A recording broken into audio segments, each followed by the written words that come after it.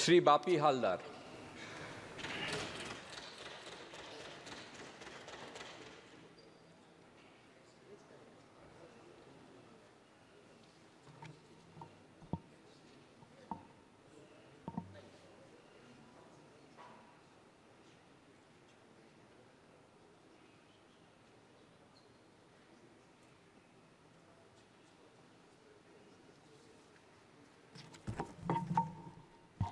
Joy Bangla.